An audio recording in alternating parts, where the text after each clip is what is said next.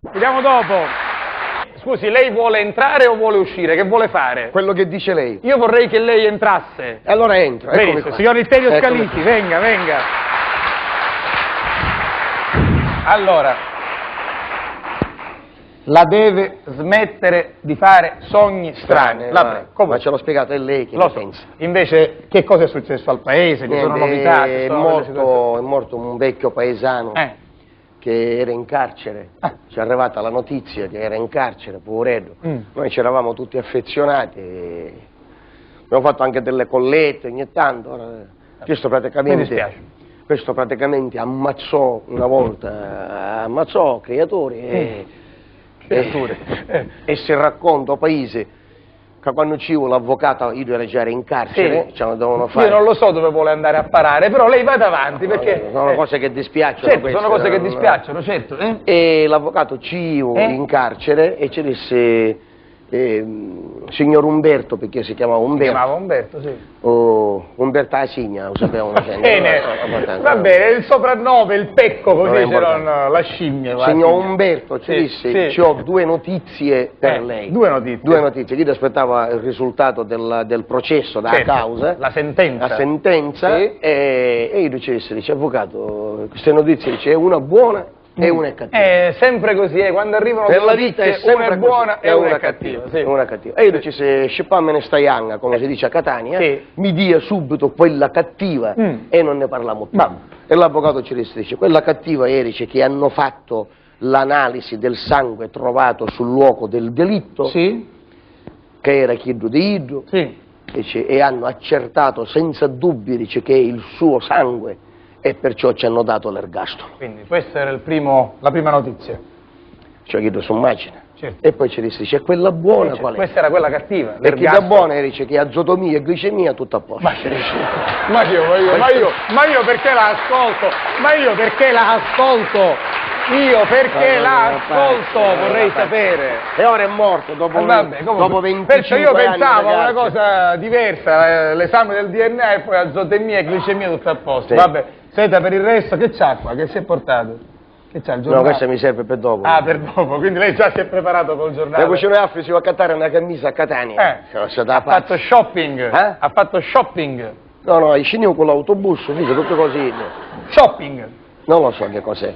Senta, lo shopping è quando uno appunto va a fare degli acquisti, le compere. Ma parrasse come mangia. Ma così si dice, ma io mangio tranquillamente. Scusate, come si dice? Aiutatemi voi, vi prego, shopping. Bravo, dopo Codissino. Lei pensa che non lo sapevano prima e lo hanno appreso adesso? È andato a fare acquisti. La mala comparsa. Mi hanno Senta, è sceso dal paese? Sì. Con che cosa è sceso? No, scendiamo con l'autobus. Ah, con l'autobus. Con l'autobus. Sì. Gente che me lo hanno raccontato. Ma io mi vergogno, magari io lo devo diseredare. Io ci devo fare cambiare il cognome. Senta, ma scusi, lei che lo vuole diseredare, che cosa dovrebbe lasciargli eventualmente? No, siccome lo posso ammazzare, che cosa ci vuole? Lo diseredo di tutto. Di tutto, vabbè. Del mio nome, del mio cognome, del mio indirizzo. È entrato in un negozio e ci disse, scusi, mi piace quella camicia che c'era esposta in vetrina. Dice, me la può dare? Chi ci disse la taglia? E dice, no, ma la porto sana. Cioè, ma si può essere più cretini di così? Si può essere? Però ha ragione. Certo, come si dice dalle nostre parti, smuovono i nervi, Però certe volte ci vengono belle idee. Ah sì? Certe volte ogni tanto è brillante. Sì, siccome c'è stato un movimento di femministe in due paesi, si sono riunite, c'erano le femministe. È giusto. Sì. Quindi, certo, sono arrivate un po' in ritardo nel suo paese, però basta che arrivino alla fine. Oggi è lunedì. Se pare che vi dico bugie, io che motivo hai di contare per fesserie? Ve lo giuro, ma vi sa riducere come Iddu se quello che dico non è vero. Io come sempre sono ridotto benissimo, voi ridete ma io sto bene. Sabato le femministe hanno fatto una sfilata in due paesi. Un corteo. Erano 25. 25 femministe. Quante siete in paese? Tutte pare siamo 128. Quindi su 128 25 femministe è un bel numero. Perché c'erano quelle vecchie che non hanno partecipato. Tutte femministe, non è che bisogna avere un'età per essere femministe. C'erano tutte da 15 anni in su, c'erano tutte. A abbasso il maschio, abbasso il Quindi maschio. agguerrite, Sì, agguerrite. Dio me l'ha... Io non la capivo questa cosa. Che significa? Che Dio cosa me l'ha diceva? data, guai a chi me la tocca. va bene. No. Dio me l'ha data e la gestisco da me. Ma che cosa? Lei non le capisce queste Non lo cose? so. No. Poi c'era un cartello dove c'era scritto uomini. Uomini. E poi c'erano i corna disegnate, Anche. tutto così. Insulti. Beh. Ve la faremo pagare cara. Perciò tutto io avanti e Avanti e re. re. Alfio ci vinni un'idea. Sì. Appena visto il tuo cartello, uomini con tutti i disegni, ve la faremo pagare cara, all'indomani ufficio monumentale, un corteo. Sì. Dei maschi. Un cartello più grande di chi noi ci scriviamo donne. Quando mai ce l'avete data gratis? No. Ci siamo divertiti. Senta, però, scusi se mi permetto, Siamo divertiti. scusi se mi permetto, a proposito di questa cosa di pagare o non pagare, mi pare che lei una volta ci raccontò di queste donne che ci sono nel suo paese, nel paese vicino. Paese vicino? È vero o no? Mi ricordo. Sì, questo Sono belle donne nel paese vicino. È successo perché siccome io stavo facendo un poco di pulizia, perché ogni tanto a casa poi ti accorgi che accucchina poco di cianfrusaglie. Sì, è vero, bisogna mettere un po' di ordine. Un po' di ordine. Soprattutto sono le mogli che ci chiedono ogni tanto di mettere ordine nel perché noi ci diciamo, marasma generale. Ci diciamo, qua non ci mettere in mano, perché lo sapete che hanno fatto magari dove mettono in mano i femmine poi non si trovano più niente. C'è magari una famosa storiella. Lasci lavorare. La sape? Non lo so qual è. Questa è una famosa storia, è un fatto accaduto, successo per davvero. Padre e figlio andavano a macchina, stavano camminando, erano stati un giorno fuori a lavorare, si stavano ritirando a casa, suo padre guidava il figlio, suo padre disse a suo figlio, non mi ricordo come si chiamava, disse fermati un minuto che devo fare 2 gocce d'acqua. Allora esce suo figlio dice papà ce ne approfitto e faccio mancare io. Va bene. E si misero nello stesso albero, uno da lato e uno dall'altro lato. E si tagliavano da faccia, no? Cioè suo figlio finiva rapidamente veloce. tutto così, e stava sempre lì a tagliare a suo padre, e suo padre sempre fermo là. Dopo un quarto d'ora suo figlio si preoccupava. Dice papà, ma tutto sto tempo che sta facendo? A che fare? A uno metti in mano tomate non si trova mai niente. Era questa va bene. la famosa storia. Vabbè, comunque allora comunque siamo ad alti livelli, siamo a livelli veramente molto alti. Questa è una battuta a doppio senso, perché cioè, dove mettere le mani tomate. Ci sono signore che se la stanno spiegando, altri che cercano degli aiuti. Allora, lei mi stava dicendo appunto che nel paese vicino stavo facendo pulizie nel ripostiglio, sbarattavo, facevo cose. E ho trovato una busta dove c'erano tutte le fotografie di quando feci un militare. È bello, è stato un bel ricordo. Sono dei ricordi. Amarcord. Dei ricordi.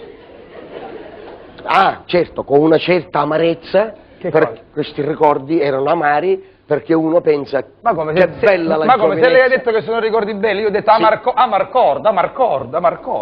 Allora, io stavo facendo pulizia nel cammarino e trovai queste fotografie. Mi ricordo che con queste foto del soldato... lei pur essendo parzialmente ignorante, ha detto, ecco, Amarcord, io mi ricordo, Amarcord, famoso film di Federico Fellini. Bravo, Federico? Felino. No, Fellino, che era Ignatto. Federico Fellini, grande maestro. Grande maestro. Il più grande di tutti. Uno dei più grandi in assoluto. In assoluto. E allora, ho visto questa fotografia e c'erano tutti i miei compagni d'armi. A girai non ci crederete. Quello con cui io ero più in amicizia, c'era un nome, un cognome e un numero di telefono. Ora io provo, vediamo, scusate, siamo ancora allo stesso numero di telefono. Dopo 30 anni. Ma rispondevo. Mi disse pronto, c'è questo sogno letterio, ti ricordi di me? Io sono grandissimo disgraziato e cornuto. Come sì? Io disse, mi scambiavo per Alfio forse. C'è questo sogno letterio, cornuto e Alfio. Io no! Era nel senso buono. Basta. Mi disse perché non mi viene a trovare? E io ci a trovarlo. Bravo. 18 chilometri dal mio paese, 18! Ma con la macchina no. Vabbè, con quella 600 che ci vuole? Quando Una sita.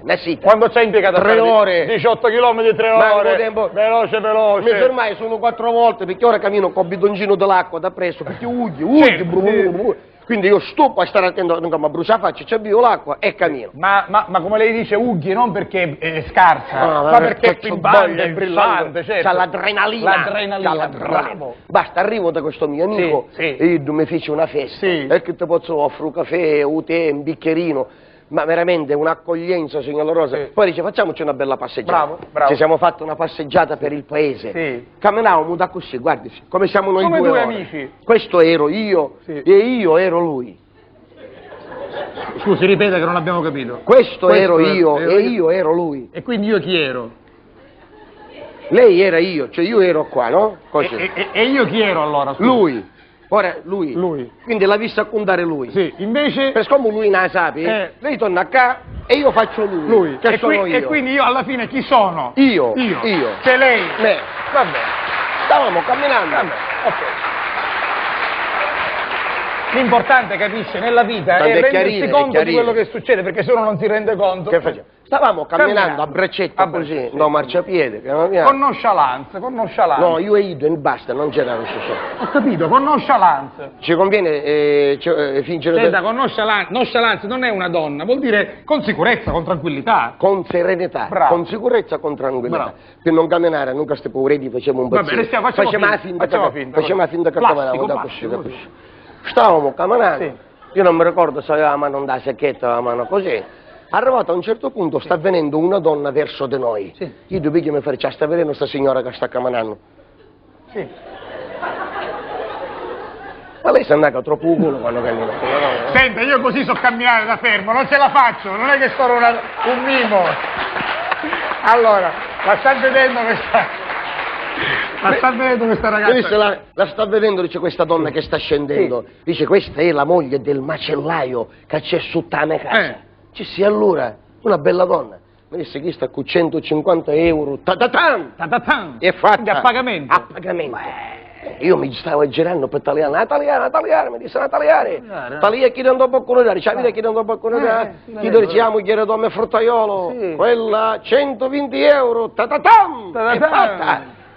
Ma poi chi nel frattempo un boccone passava, no? Passava così, mi stavo girando, girati, tagliai in sto bar, io tagliai in sto bar, c'avevi la cassera, vi sta vedendo la cassera? Questa cassera, 180 euro, ta-ta-tam, è fatta. Ma una sto paese, tutte buttate, ma una femmina onesta non c'è? Sì, mi disse, non ci su, ma i prezzi... Va bene, guarda, va bene.